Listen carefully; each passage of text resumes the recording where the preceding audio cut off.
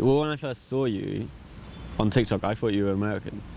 Yeah, a lot of people think that. Yeah. I think a lot of people still think that because I still have like an American accent when I sing.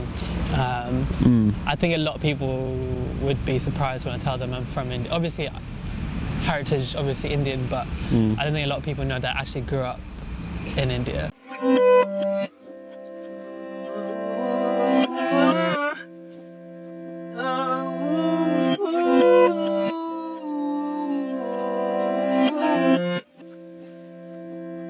Well, that's the other thing. I thought, oh, this kid's American, and then I was like, oh no, he's from England, and then it's like, oh no, he's from India. Yeah, it's So quite a layered. weird like story, and I think it's, to me, it didn't feel unique at the time. But now, talking to more people, and people were just like, "Oh, that's crazy." Now I realise it's more unique than I thought it was. But India was a different experience for sure. I stayed there for 19 years before I moved here. That's another crazy thing, because then I thought maybe you'd moved here super young, or you'd been here a while. Yeah, like 11 or something like that. Yeah. Because you sound like, speaking to you, I'm like, oh, Yeah. he's lived here forever. Yeah.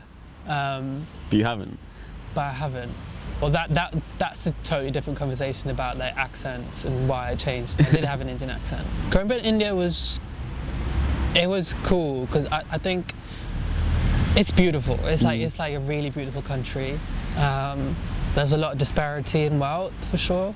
But I grew up in Bangalore, which is like San Francisco of India. It's like the Silicon Valley, and it's just like IT hub. But there's also loads of trees, and the sky, the sunsets are just amazing. But yeah, as a kid, my dad was a badminton player and a coach and stuff, and so I got straight into that as well. Nice. And it's like really big sport in India. Yeah. It's like I'd go to tournaments and stuff. There'd be 1,000 kids just playing. It was massive. So I got sucked into that real quick, and I was playing that for a long time. And then around 15, 16, I was doing all right then. I was like kid throwing tantrums on court and stuff, like getting pissed off. And then I started getting better, and I think through that, like through learning through that curve, I understood how to be more patient and calm, and like all those things that badminton helped me with. Yeah. And still your character from a kid. Yeah. But I remember growing up, I was always sat by my TV just watching every Hollywood movie that was under the sun, and like a lot of people think like most Indians don't speak English, but quite a lot of people in India speak English, and I always just spoke English to everyone around me, and I was surrounded by just Western entertainment. My parents always listened to like English music, and they only listened to English music, and so it was quite a thing that I was just put onto like Western culture from like 5. Yeah. And so that always had an impact on my life, on how I think about the world. It's so weird how much control that shit has on people. Like, I think movies always has controlled the narrative of people's lives a little bit. For sure. But growing up, it was badminton and just going back home and just like doing these things. And I would sacrifice a lot of my personal life, like social life, to, I couldn't go to birthday parties, couldn't eat cake and this and that and stuff like that, and miss out on meeting friends to go to a tournament. But did you enjoy that? That was what you wanted to do, or you would rather? I think I didn't realise that I was kind of lonely up until just before coming here, when I made loads of friends.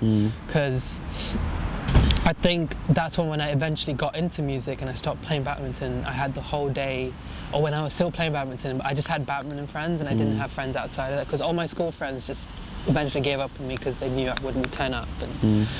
And that made it a little bit lonely, but I didn't think of it at the time that I was lonely. I just like, I was just doing my thing.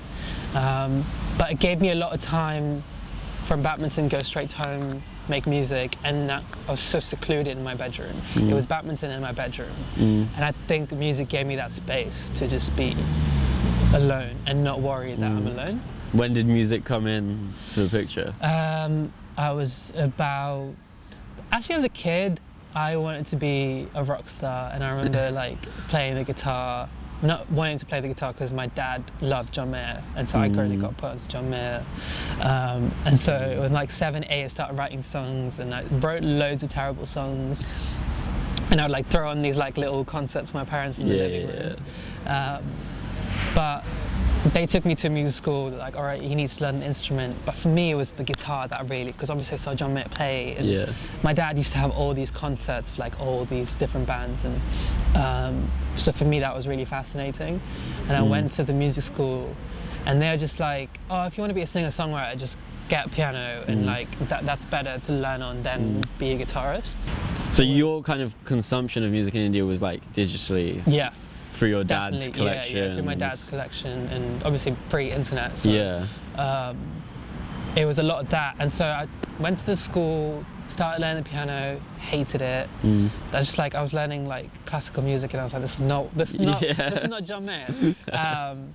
And so after that, 3 months in, I was like, nah, I'm out. I can't do this anymore. So I just never thought about music ever again, up until I was 15, and then I went to an Avicii concert. But we'll get to that next episode. But yeah, I think it was interesting trajectory to see where I am today, because I always thought I was going to be an Olympic badminton player, and I was going to represent my country.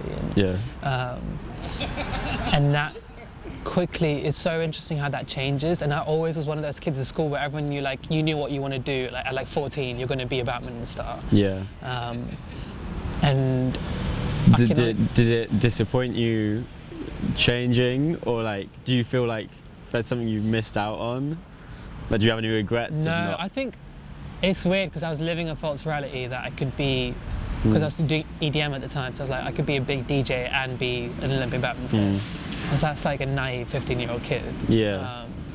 But I'm glad I played it for as long, even though I didn't carry on. It doesn't feel like that was wasted time, because that has molded who I am today. And I don't think I would have the patience I have now if I wasn't playing and had that element of sportsmanship in me. So I'm always grateful for that. And even though I didn't have a lot of friends because of it and all, I would never blame it. It just made me more self-aware, and also just being in that bedroom alone and having that protection. Now that I have friends, I value those friendships so much more. For sure. So I think I wouldn't blame it at all, and I'm so grateful for badminton, and it's completely changed my life, my outlook on life, and my relationship with my dad. And but it was heartbreaking for him to just be like, but to stop. But was that kind of his dream for you to be a badminton star? I guess so, but now he's like trying to get me signed to Sony India. So, he just wants you to be a star in some capacity. Yeah, he just wants me to be happy and enjoy what I'm doing. And I think that's the general consensus I had from my family in general. You know, as long as I was able to take care of myself, they didn't really care what I was doing. Which again, I'm so super grateful for with Indian parents who don't get that a lot. So you had like, I guess, open-minded parents, or like just supportive parents.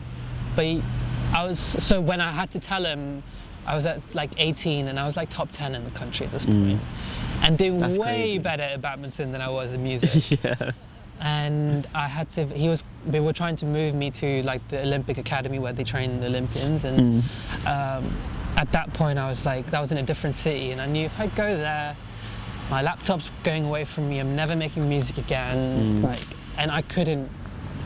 That didn't feel right to me. It was like that safe space I built in my bedroom, letting go of that was the reason I had to stop something that I'd done for like all my life. So you were kind of torn between music or badminton at that point. And I'm glad I made the choice that I did when I did, because that led me to come here. So, but I'm always grateful for badminton.